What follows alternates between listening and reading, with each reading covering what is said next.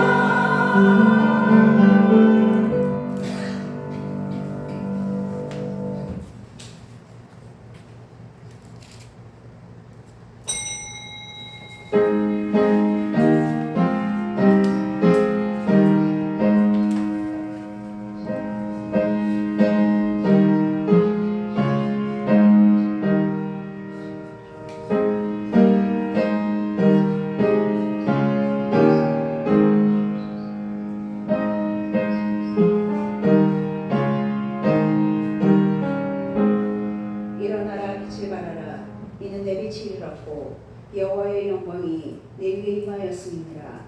보라, 어둠이 땅을 덮을 것이며 깜깜함이 만민을 가리려니와 오직 여호와께서 내 위에 임하실 것이며 그의 영광이 내 위에 나타나리니 나라들은 내 빛으로 왕들은 비치는 내 강명으로 나아오리라. 아멘. 할렐루야. 생명의 근원 되시며 모든 만물의 주관자 되시는 하나님의 이름을 찬양합니다. 이 시간도 주의 자녀들이 예배의 자리에 나왔습니다. 주께서 약속하신 말씀대로 주님의 사랑과 구원으로 자녀들의 삶을 빚어 주시옵소서. 주님의 말씀만을 신뢰하며 주의 계명들을 의지하게 하옵소서. 오직 완전하신 선이시며 완전한 사랑이신 주님만을 경배하며 송축합니다. 주님 영광 받아 주시옵소서. 영원하신 우리 주 예수 그리스도 이름으로 기도나옵나이다. 아멘. 다 함께 찬송 14장 찬양합니다.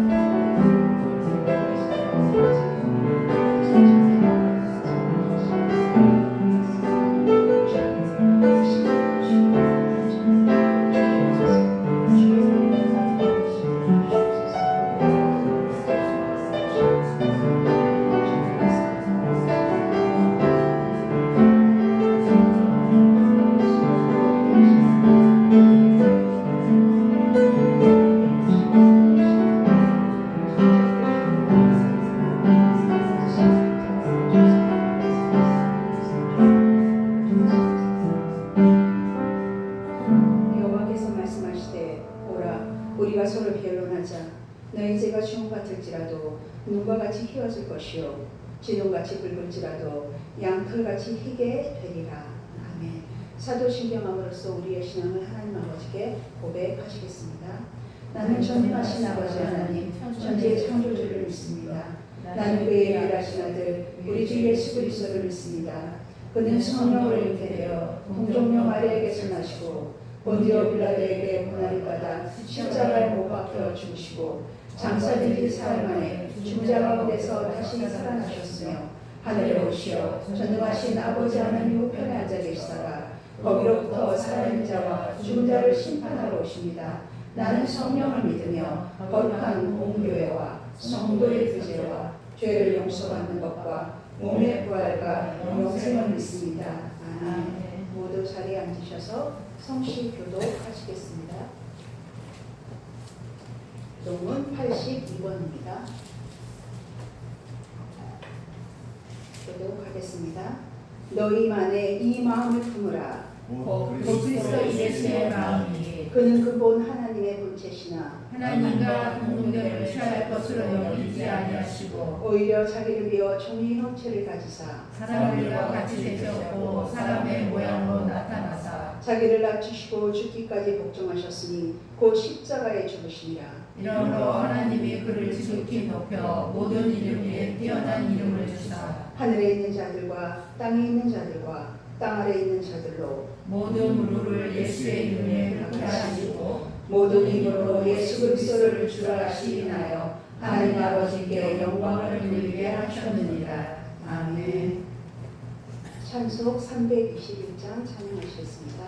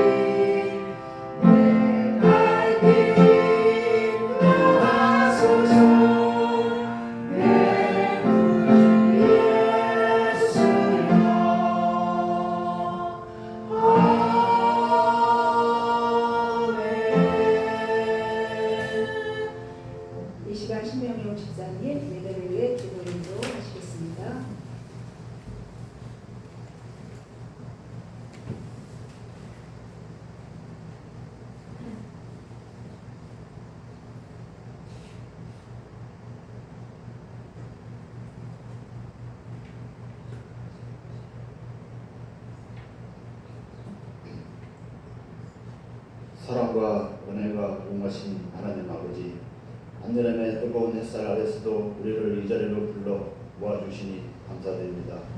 오늘도 주님의 이름을 높이며 이 자리에 나온 저희들의 예배를 받아 주시옵소서.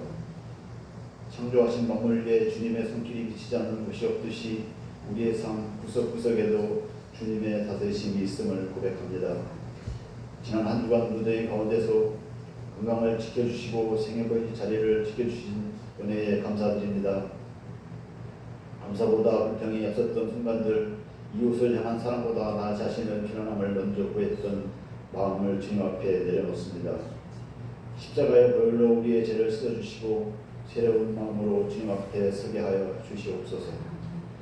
이번 주 다가오는 광복절을 기억하며 우리나라를 위해 간절히 기도합니다.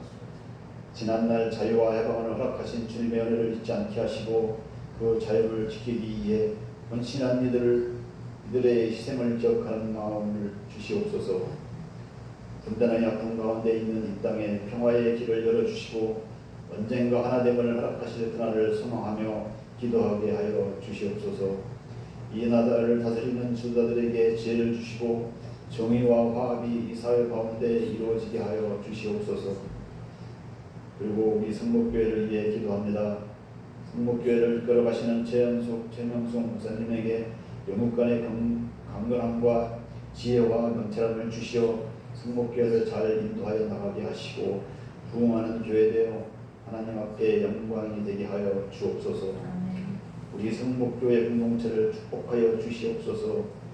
서로 사랑하며 섬기는 지체들이 되게 하시고 가정의 어려움을 지니고 있는 이들에게는 위로와 회복을 허락하시고 삶의 무거운 짐을 지고 있는 이웃들을 주님께서 친히 붙들어 주시옵소서.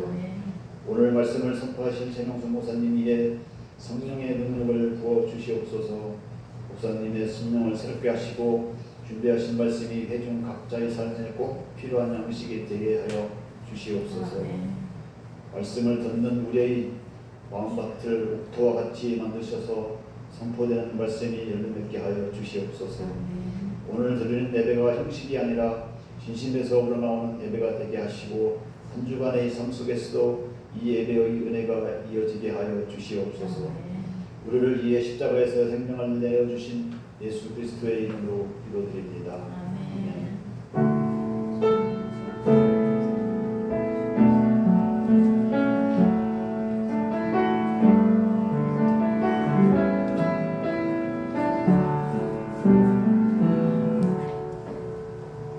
오늘 우리에게 주신 말씀은 요한복음 말씀입니다. 요한복음 12장 23절로 25절까지 말씀입니다. 요한복음 12장 23절에서 25절 말씀 교독하시겠습니다. 예수께서 대답하여 이르시되 인자가 영광을 얻을 때가 왔도다. 내가 진실로 너에게 이르노니 한 알에 미리 땅에 떨어져 죽지 아니하면 한 알 그대로 있고 죽으면 많은 열매를 맺으리라. 자기의 생명을 사랑하는 자는 잃어버릴 것이요 이 세상에서 자기의 생명을 미워하는 자는 영생하도록 보전하리라. 아멘. 기도하시겠습니다. 할렐루야. 사랑의 하나님 고맙고 감사합니다. 말로 다 표현할 수 없는 은혜를 입은 자로 받은 자로 이 자리에 있습니다. 말씀 가운데 역사하시는 주님, 살아계신 그 기록된 말씀만이 우리의 심령이 새겨지게 하여 주시고 그 말씀 따라서 삶의 작은 부분이라도 순종하며 충성하며 헌신하며 살아가는 우리의 모습이 될 수 있도록 주여 역사하여 주시옵소서. 이 시간도 주님께 올려드리며 우리 구주 예수 그리스도 이름으로 기도드립니다. 아멘. 오늘 본문의 말씀은 요한복음 12장 말씀은 예수님께서 예루살렘에 입성하신 뒤에 하신 말씀입니다. 그러니까 십자가를 앞에 두고 하신 말씀입니다. 우리 23절 말씀을 다시 읽겠습니다. 시작. 예수께서 대답하여 이르시되 인자가 영광을 얻을 때가 왔도다. 아멘. 영광 얻을 때가 왔다. 이 말은 무슨 말씀이냐? 가까이 왔다. 임박했다. 바로 코앞에 있다는 그런 소리입니다. 그러나 십자가를 앞에 두고 하신 말씀이지만 주님의 그 십자가의 죽음만을 말하는 것이 아니라 죽음뿐만 아니라 그 부활을 말씀하시며 하나님의 구원 계획이 완성되는 그 순간을 말하고 있습니다. 그러므로 예수님이 인자가 영광 받을 때가 왔다. 이 예수님의 영광은 세상적 가치로 인간의 기준으로 따지는 그런 성공일 수가 없는 것이죠. 자기 희생을 통한 사랑의 완성인 것입니다. 그러므로 예수님의 죽음은 끝이 아니죠. 자기 희생을 통해 죽으심으로 많은 사람을 구원하시고 사랑을 베푸신 그 생명을 주시는 시작인 것입니다. 제가 며칠 전이거든요. 기도하는 중에 그 말씀이 언뜻 떠올랐습니다. 고린도전서 15장 31절 그 있는 말씀인데 사도 바울이 나는 날마다 죽노라라고 고백하지 않았습니까? 그래서 나는 날마다 죽는다. 그래서 제가 하나님께 질문했어요. 하나님, 그럼 언제 살아요? 라고 질문을 했어요. 근데 뻔한 질문입니다. 그럼 여러분에게 묻습니다. 여러분, 날마다 죽는 게 무엇입니까? 다 각자 묵상하고 또 신앙의 여정 가운데 그런 길을 또 걷기도 할 것입니다. 이 성경에서 말하는 내가 죽는 건 주님이 말씀하신 건 내 중심적인, 그러니까 보통 자아라고 하죠. 구습에 휘말려 있는, 율법에 매여 있는 도덕적이고 윤리적인 내 욕망과 탐욕과 시기, 질투, 죄라고 하는 것들이 참 많아요. 그런 교만들을 내려놓는 것입니다. 결국 하나님이 기뻐하지 않는 그런 모습들을 다 내려놓는 것. 내려놓는 게 뭐예요? 결국 십자가에 못 박으라고 하잖아요. 갈라디아서 2장 20절처럼 십자가에 못 박는 이건 뭐예요? 내가 실제로 보이는 육신을 십자가에 못 박으라는 게 아닙니다. 영적인 결단을 말하고 있습니다. 그러면 이런 것을 수없이 들었고 또 알기도 하고 물론 생소하신 분도 있지만 우리는 압니다. 그러면 여러분 제가 주님께 질문한 거죠. 날마다 그러면 사는 건 뭘까요? 우리는 누구에게나 몇 시간이 주어지죠? 24시간이 주어집니다. 막 바쁘게 시간을 쪼개 사는 사람도 우리 은서자매도 날마다 이렇게 바쁘게 하나님의 일을 하고 있더라고요. 얼마나 예쁘고 기특한지요. 이렇게 바쁘게 시간을 쪼개 살아도 24시간입니다. 그리고 한가한도 이렇게 느긋하니 유의자적하는 사람에게도 24시간입니다. 그렇기 때문에 이 주님이 말씀하신 이 말씀 속에 진리의 말씀에서 말하는 것은 그런 물리적인 시간을 말하는 것이 아닙니다. 내가 날마다 산다는 것은 내가 그 모든 것을 이러한 하나님 앞에 하나님이 거부하고 하나님이 아니다 하는 것, 죄라고 하는 것, 하나님을 대적하는 그 모든 걸 내려놓을 때 그리스도의 생명이 날마다 내 안에서 새로워지게 하는 그 시간입니다. 그 시간입니다.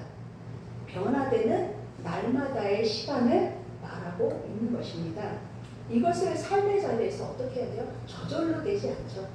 우리가 선택하면 그걸로 하나님이 훈련하시는 그 날마다의 삶인 것입니다. 즉 그래서 제가 뻔한 질문이라고 한 것은 우리의 이 주님이 그 날마다 사도 바울도 죽으라고 했잖아. 이 죽음과 산다는 날마다 사는 삶은 동시에 일어나는 것입니다. 왜요? 육신적인 육체적인 죽음이 아니기 때문입니다. 우리 육신의 죽음은 어때요? 한 번에 끝납니다. 그래서 내가 날마다 죽어야 할 그것이 죽을 때 그리스도께서 내 안에 일하기 시작하신다는 겁니다.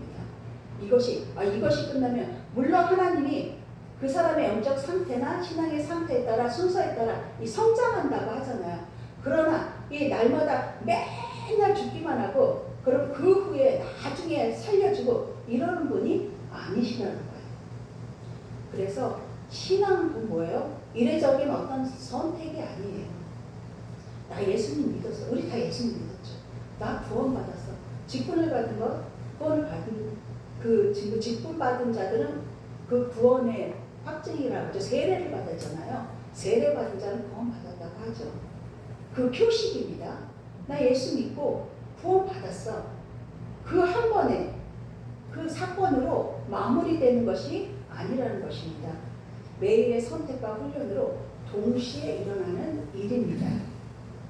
그래서 나는 날마다 죽노라. 죽고만 반복하는 것은 아니라는 것이죠. 하나님의 그 안에서 살리십니다. 근데 우리가 날마다 매일 죽는다고 해도 하나님 발뒤꿈치도 못 쫓아간다고 하잖아요. 얼마나 죽겠습니까? 또 얼마나 하나님 앞에 하나님이 원하시는 모습대로 얼마나 살아갈 수 있겠습니까? 그러나 그럼에도 불구하고 말씀 붙들로 그냥 이렇게 쫓아가는 거예요. 그 선택과 훈련을 받으면서 따라가는 것입니다. 그래서 하나님이 그러시죠. 예수님 그러십니다. 네 멋대로 살지 마라. 쉽게 말하 네 멋대로 살면 안 돼. 이 말이에요. 나는 날마다 죽는 하나님 뜻대로 살아라. 이것이 날마다 죽고 사는 삶입니다. 그러므로 날마다 죽는다는 것은 날마다 사는 방법입니다. 오늘 말씀 속에서 말씀하시는 것은 우리 24절 말씀을 함께 읽겠습니다. 시작. 내가 진실로 진실로 너에게 이르노니 하늘의 밀이 땅에 떨어져 죽지 아니하면 하나님 그대로 있고 죽으면 많은 열매를 맺느니라. 아멘. 이 말씀은 하늘의 밀이 떨어져 죽으면 많은 열매를 맺고 죽지 않으면 너 그 모습 그대로 하나 그대로 있을 것이라는 것은 어떻게 죽어야 하는지 죽는 것이 무엇인지를 알려주고 있습니다. 여기서 여러분 떨어져 죽는 곳이 어디일까요? 땅이죠. 땅은 흙을 말합니다. 창세기 2장 7절에 땅의 흙으로 하나님이 사람을 지으셨습니다. 씨앗이 흙 속에 떨어져 죽으면은 곧 썩어지면은 무엇을 맺는다고요? 열매를 맺는다고 했습니다. 그것이 목적입니다. 떨어져 죽는 이유가 본래의 목적, 열매를 맺음입니다. 그렇듯 우리도 인간도 하나님께 의도한 자리, 그 자리로 돌아가야 함을 말씀하고 있습니다. 우리는 누굴 따라 지음받았어요? 하나님의 형상을 따라 지음받았습니다. 다 귀하고 존귀하게 하나님이 그런 존재로 만드셨습니다. 그래서 우리가 회복해야 하는 것은 이처럼 하나님의 뜻하신 하나님의 마음, 하나님의 뜻, 창조하신 그 목적을 다시금 회복하라고 말씀하고 계신 것입니다. 본문에 하늘이 그대로 있으면이라는 말씀이 있습니다. 그대로 있다는 것은 무슨 뜻일까요? 장사하는 분들을 생각하면 금방 압니다. 사업갑에, 컵을 사업갑에 그대로 팔면 뭐라 그래요? 본전시기라고 하죠. 그대로 그 값에 팔면은 본전시기라고 합니다. 그러나 여기서 말씀하시는 것은 이런 물리적인 값을 매기는 것이 아닙니다. 그냥 혼자 그 모습 그대로 어떤 변화도 어떤 미동도 없는 상태를 말하고 있습니다. 떨어져 죽지 않는 씨앗, 하늘의 밀, 꽃도 그 상태에서 시들기도 하지만 대부분이 떨어져 시들잖아요. 그 씨앗이 나무에 달려서 그대로 있으면 보기에는 좋습니다. 왜요? 땅이 떨어지면 말라버리거든요. 썩거든요. 부패하거든요. 보기에 좋지 않습니다. 볼품없어 보여요. 이처럼 우리 기준으로 좋고 안전된 길을 안전하다 내가 여기는 그 길을 따라가면 결국 뭐라고 하시죠? 어떻게 된다고 말하고 있습니다. 말씀에 근거하면 죽음은 많은 열매를 맺는다고 했기 때문에 그 반대의 경우겠죠. 어떤 변화도 열매도 없는 상태를 말하고 있습니다. 또 나만 편하고 내가 좋으면 그만이사. 그냥 안락함. 나 이대로 좋아. 그냥 냅둬. 하나님 앞에 그렇게 말하는 사람이 없을까요? 있습니다. 많습니다. 그래서 이 맺는다. 많은 열매를 맺는다. 이것이 우리의 목적입니다. 씨앗이 하나의 일이 이 목적입니다. 근데 이 맺는다는 것은 그냥 되어지는 일이 결코 아닙니다. 끊임없이 참고 견디고 죽는 일입니다. 부패함을 감수하는 겁니다. 근데 부패하는 그 순간만을 바라보지 말라는 것이죠. 그러므로 이 머문다는, 제가 제목을 본전 진실함이라고 했는데 그대로 머문다는 건 그냥 본전에 머문다는 거예요. 이것은 그 어떤 것도 참고 싶지도 않고 열매 맺기 위한 그 수고와 그 헌신도 감당하고 싶지 않은 상태입니다. 부끄럽지만 많습니다. 하나님을 믿는다면서 이런 모습 많습니다. 제안을 또 엮겠습니까? 우리 하나님 앞에서 다 그런 모습입니다. 그럼에도 불구하고 이 자리에 있음이 은혜인 것이죠. 여러분, 땅에 떨어져 죽는 미랄은 죽은 것처럼 보이지만 사실은 새 생명을 말씀처럼 낳는 과정인 것입니다. 우리 25절 말씀을 읽겠습니다. 25절 시작. 자기의 생명을 사랑하는 자는 잃어버릴 것이요 이 세상에서 자기의 생명을 미워하는 자는 영생하도록 보존하리라. 아멘. 자기의 생명을 사랑하는 자는 잃어버리래요. 잃어버릴 것이라고, 잃어버려도 대가 아니라 잃어버릴 것이라고 주님이 말씀하셨습니다. 이 말씀이 뭘까요? 우리는 집안에서 동전을 놓쳤어요. 땡을 어디 굴러가가지고는 못 찾았어요. 그러면 어디에 있다고 여겨요? 집 안에 있다고 여기죠. 그런데 오늘 이 말씀은 집안 어딘가에 있어요. 그런 뜻이 아닙니다. 잃어버린다는 것은 내 손을 떠나 어딘가에 있을 거라는 그런 말씀이 아니라 잃어버린다는 것은 사망이며 멸망이며 파괴된다는 뜻입니다. 무서운 말씀이죠. 주님이 세상에서 자기의 생명을 미워하라고 한 것은 이 말씀을 또 오해해서 내 생명을 저주하라고? 속박하라고? 왜요? 근데 앞에서도 말씀드렸듯이 하나님 그렇게 말씀하지 않았습니다. 우리를 존귀한 자로 만드셨기 때문입니다. 자기 욕망, 탐욕 이런 것을 미워하라는 것입니다. 근데 이런 것을 사랑하는 자는 잃어버린다는 것입니다. 이런 것이 가득한 나를 너무 사랑해 자기애가 충만하고, 근데 하나님 앞에 하나님의 사랑으로 나를 사랑해야 되는 건 마땅합니다. 그런데 오늘 25절에 말씀하시는 자기 생명을 사랑하는 자 잃어버린다는 건 내 안에 욕망, 탐욕, 교만으로 득실득실한데 그것을 끌어안고 그게 다라고 여기는 뭐 어때? 이러는 사람들. 그것을 미워하라는 것으로 그 뜻은 내 안에 도사리고 있는 이런 모든 것들 죄는요 하나님을 대적하는 것입니다. 이 하나님을 대적하는 그 모든 것, 옛 자아, 옛 율법, 옛 구습에 묶여있는 이거를 증오해라, 핍박해라, 미워하라는 것입니다. 그것을 적극적으로 싫어하라는 거예요. 왜요?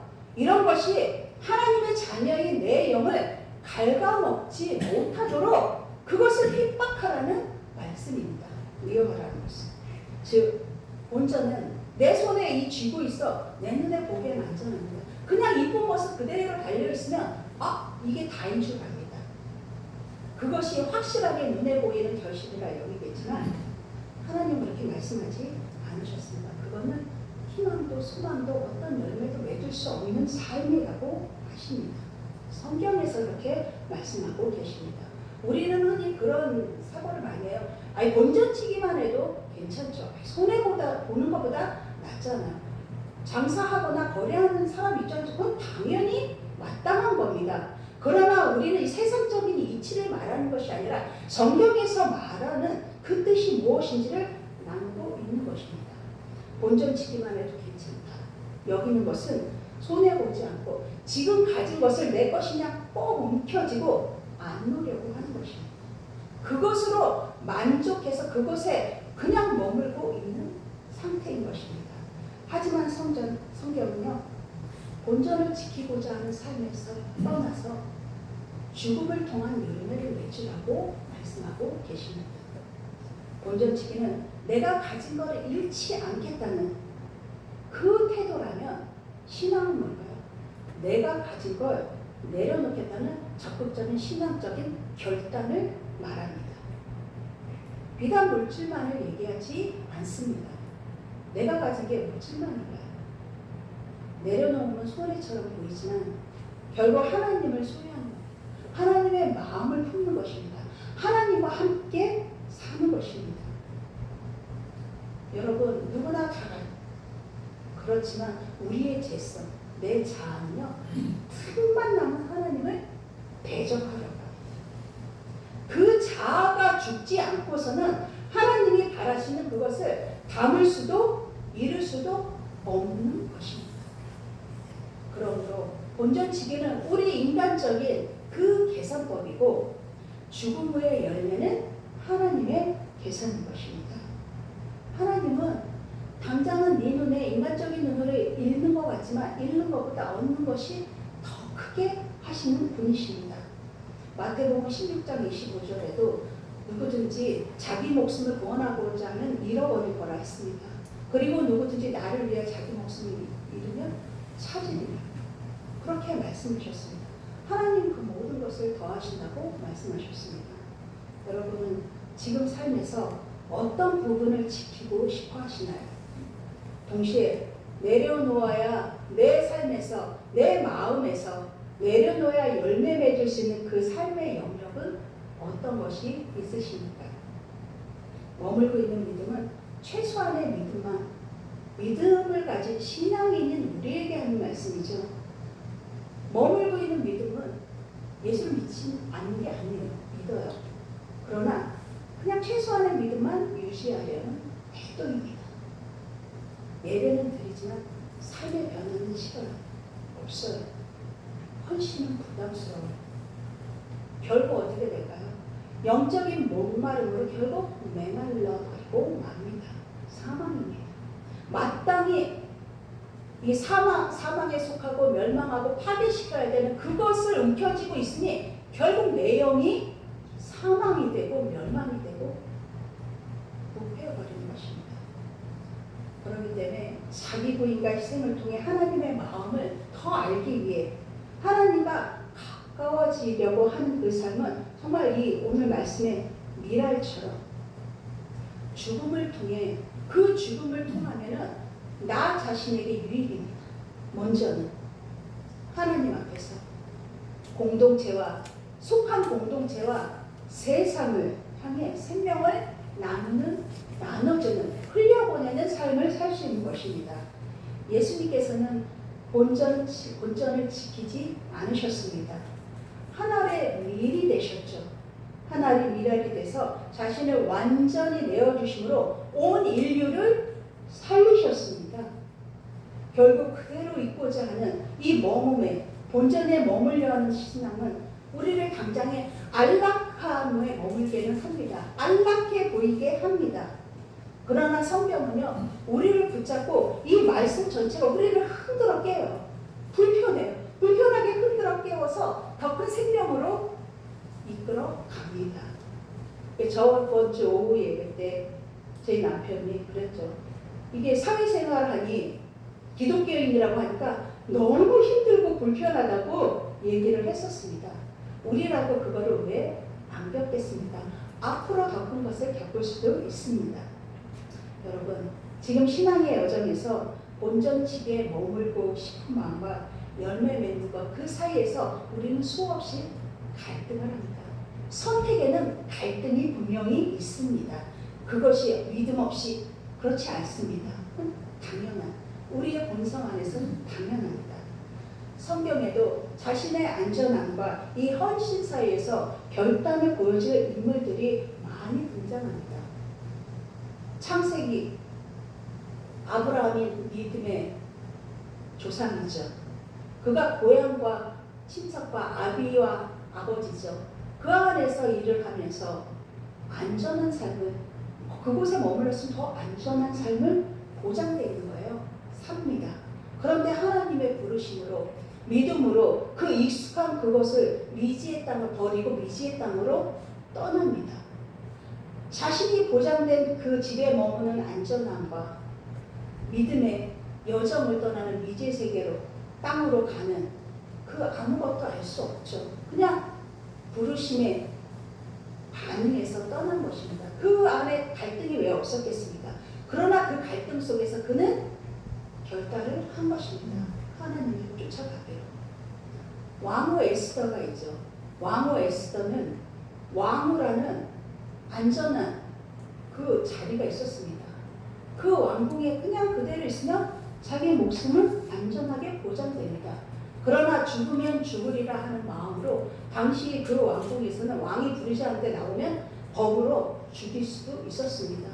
그러나 민족을 구원한다는 그 사명 앞에 그래 그가 죽이면 난 죽을 거야 하고 나갔습니다. 이 왕후 에스더도 자신의 생명과 민족을 구원한다는 그 사이의 갈등 속에서도 앞으로 나가는 민족 구원을 택하여 나아가는 것입니다. 신약에 하나님께 그 목숨을 다하고 삶을 다한 사도 바울도 마찬가지입니다.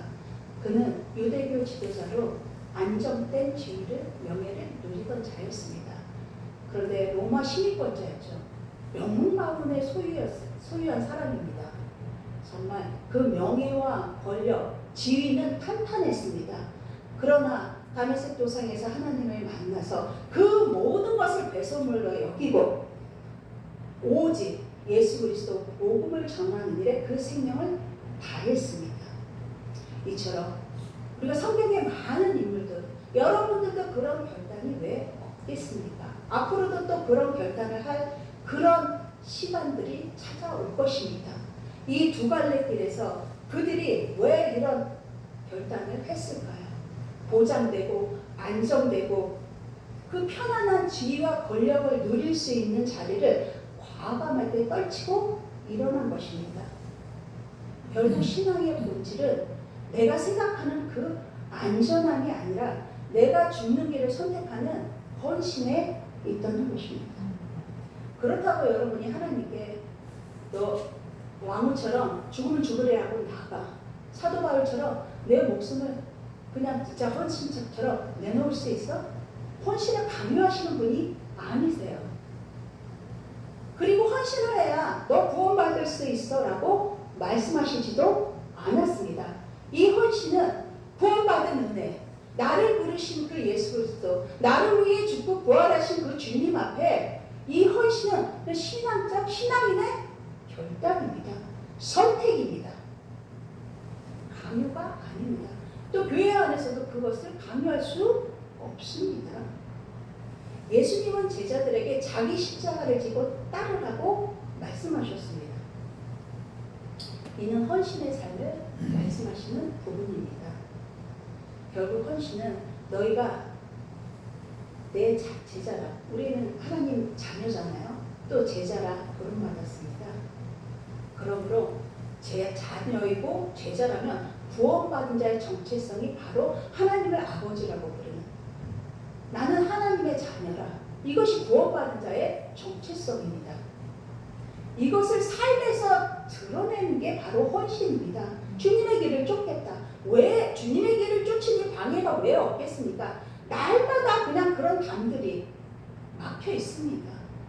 그럼에도 말씀 붙들고 나아가는 것이죠. 이게 헌신이고 충성입니다. 하나님께서 우리를 먼저 사랑하시고 구원해 주셨습니다. 그래서 우리는 그 사랑에 응답하는 거예요. 그래서 자녀가 부모님께 효도하는 건 그 사랑에 응답하는 것입니다. 우리도 부모 있고 자녀이지만 이제 앞으로 또 부모가 되겠지만 청년들은 그 사랑에 응답하는 거예요. 무한한 그 사랑에. 근데 그 무한한 사랑에 얼마나 이꼬로 되겠습니까? 그럴 수 없습니다. 더불어나 그 전능하신 하나님께 받은 사랑입니다. 그러나 그 사랑에 보답하기 위해, 응답하기 위해 자신을 드리는 것이 우리 신앙인의 모습이어야 한다는 것입니다. 여러분, 무엇을 지키기 위해 애쓰고 수고하십니까? 우리에게 지킬 것이 많지요. 그만큼 가진 게 많습니다. 그러나 이 말씀은 주어진 것을 가볍게 여기거나 그걸 소홀히 하찮게 여기라는 말씀이 아닙니다. 어떻게 지켜나갈 거냐의 문제입니다. 먼저는 하나님이 우리에게 주신 것이 무엇입니까? 하나님은 우리를 위해 죽고 죽음길에 내모셨습니다. 예수님을 우리에게 주셨습니다. 그 말씀이 육신되어 예수님이 우리 가운데 오셨죠. 진리의 말씀을 우리에게 주셨습니다. 그럼 어떻게 지킬 것인가? 무엇을 지킬 것인지 이미 주셨습니다. 주님이 우리에게 오셨기 때문입니다. 그러므로 이 말씀을 읽고 듣고 지겹도록 듣기는 하지만 말씀을 읽고 듣고 묵상하고 그것을 내 삶에 적용하는 것, 곧 나의 삶 전체를 하나님께 드리는 겁니다. 말씀이 우리의 생명이기 때문에, 예수님이 우리의 빛이요 길이요 진리요 생명이기 때문에 믿음으로 끝까지 인내해야 합니다. 왜요? 훈련이기 때문에. 선택에 따른 것은 내 책임이 있고 훈련이 있기 때문입니다. 편한 훈련은 훈련이 아니죠. 훈련이라고 하지도 않습니다. 그렇기 때문에 믿음으로 끝까지 인내하여 구원을 완성하라 하신 말씀에 우리는 순종해야 합니다. 끝까지 인내하면 여러분 나 혼자 하는 게 아닙니다. 결국 하나님이 함께 견뎌주시는 겁니다. 24절에 땅에 떨어져 죽으면 많은 열매를 맺을 것이라 했습니다. 많은 열매를 맺는 것은 참고 감당하고 내가 죽는 것이며 내게 좋은 게 아니라 하나님께 무엇이 좋지? 하나님 이러면 좋아하실까? 하나님께 영광이 되는 그 선택을 하는 열매입니다. 그래야 맺을 수 있는 열매입니다. 결국 이 말씀은 단순히 열매를 얻는다는 약속이 너 기도하면 잘 될 거야, 복 받을 거야, 하는 일마다 너 원하는 대로 다 이루어질 거야, 너 안정된 삶을 살 거야 라는 말씀이 아닙니다. 우리는 여러분 언젠가는 죽을 수밖에 없죠. 그러나 예수를 믿으면 하나님께서 우리의 생명을 보존해 주신다고 약속하셨습니다. 그래서 죽음으로 끝나는 게 아니라 다시금 부활하며 다시 살아나는 부활과 이 끝없는 생명을 누릴 희망을 우리에게 주신 것입니다. 그 약속을 주셨습니다. 우리는 이 소망의 메시지로 열매 맺는 삶을 살기 위해 앞으로 나가는 것입니다. 때로는 실패하고 넘어지고 아닌가 보다 할 때도 그럼에도 그 길을 가는 것입니다. 그 은혜를 입었기 때문입니다. 이미 그 은혜를 받았습니다. 이것 외에 무엇이 중요하며 무엇을 지키고자 하십니까? 끝으로 제가 이 얘기를 들었습니다. 우리나라 최고의 지성인 하면 누가 떠오르나요? 평론가이자 문화부 장관도 했던 고 이어령 교수가 이런 말을 했습니다. 내가 정말 이 사람은 대표적인 무신론자였습니다. 내가 기독교를 믿은 까닭은 슬프기 때문이다. 왜냐? 그 슬픔 속에 기쁨이 있기 때문이다. 예수님의 십자가를 보면 여러분 슬프지 않으세요? 그 슬픔에서 나는 기쁨을 받기 때문입니다. 그 영생의 소망의 메시지를 받은 것이죠. 그러면서 죽음을 모르는 사람은 살아있는 것이 아니다. 요즘은 죽음을 모르기 때문에 무한 악으로 치닫고 있다는 이 고백을 들었습니다. 그 말이 딱 맞지 않습니까?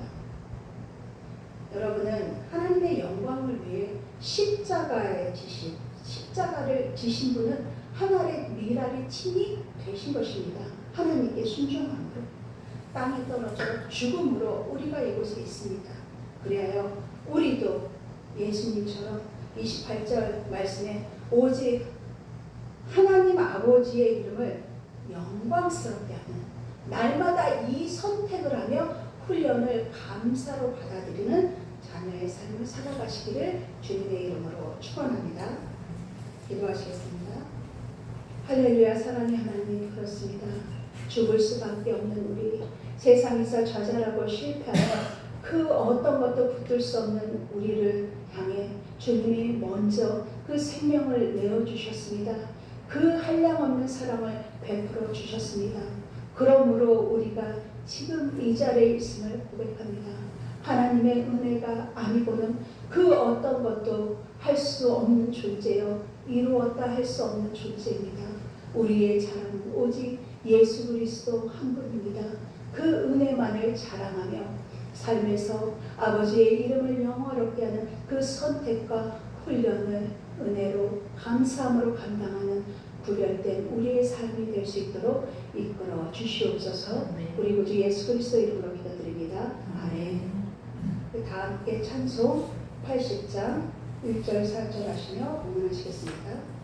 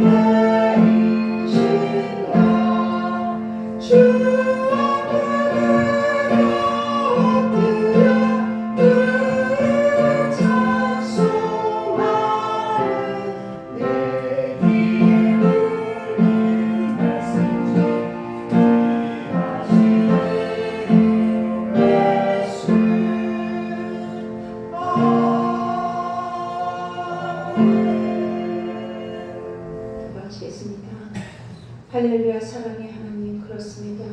우리에게 귀한 것은 세상의 부귀 영화가 아니요 우리를 위해 친히 이 땅 가운데 오신 예수님의 그 십자가와 부활을 바라보며 하나님의 그 말로 다할 수 없는 그 사랑을 바라보며 그것이 가장 귀한 것이요 귀한 것을 덧입은 자의 그 고백이 날마다 삶 가운데서 울려 퍼지게 하여 주시옵소서. 그 감사와 감격과 그 은혜에 합당한 모습으로 살아가기를 늘 최선을 다하는 우리가 되기를 원합니다. 하나님 은혜 감사함으로 이 시간도 예물을 올려드립니다. 하나님 바치는 손길 한 사람 한 사람을 주님 기억하여 주셔서 그들의 생업을 주장하여 주시고 무엇보다도 그들의 건강을 지켜주시고 하나님이 가장 귀히 여기시는 영적인 그 부요함을 누릴 수 있는 우리의 모습이 되기를 원합니다.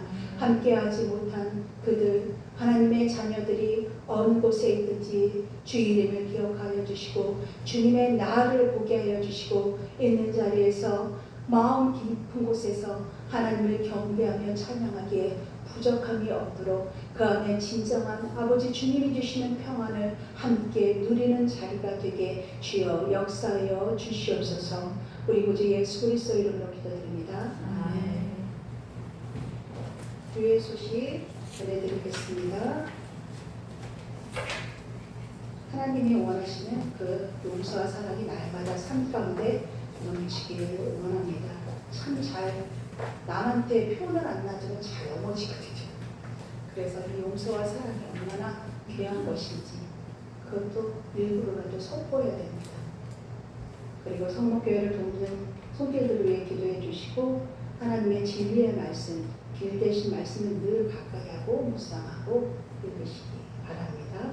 나라 민족을 위해서 또한 기도해 주시고 너무 무덥고 또 태풍 때문에 또 마음도 졸이고 어디는 비가 많이 오고 어디는 너무 무덥고 어디는 또 지진이 나고 열방 가운데서도 함께 기도하며 또 우리도 잘 견뎌야 합니다. 서로 건강을 위해서 또 본인이 챙기고 서로를 또 위해 기도해 주시기 바랍니다. 그리고 8월 한 달가 정말 폭염으로 저는 프랑스만 40도 될 줄 알았거든요. 근데 남의 얘기가 아니더라고요. 그래서 이게 역전해서 생각을 해봐야 되는구나. 남의 일이 내 일이 될 수 있구나. 그걸 또 느꼈습니다. 그래서 수요 예배는 폭염으로 한 달간 방학하니 집에서 늘 하던 습관을 쫓아 수요마다 10장씩 읽고 이제 9월 달에는 그 10장 읽은 다음부터 읽겠으니 반드시 읽으셔야 합니다. 그리고 오늘 제 집회는 다음 주로 여기에서 모입니다. 8월 생일자 26일 우리 신기범 형제님입니다. 이 시간 다 함께 일어나셔서 이런 기회 되게 하셔서 찬양하고 축도로 마치겠습니다.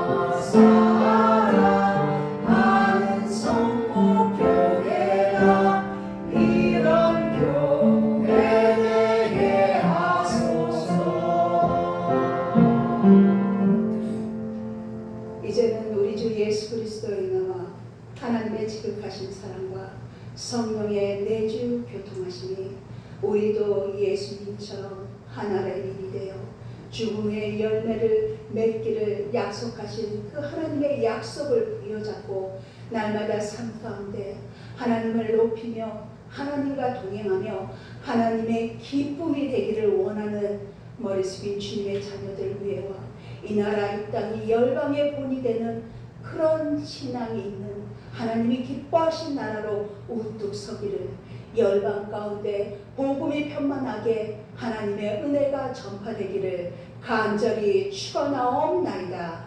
아멘.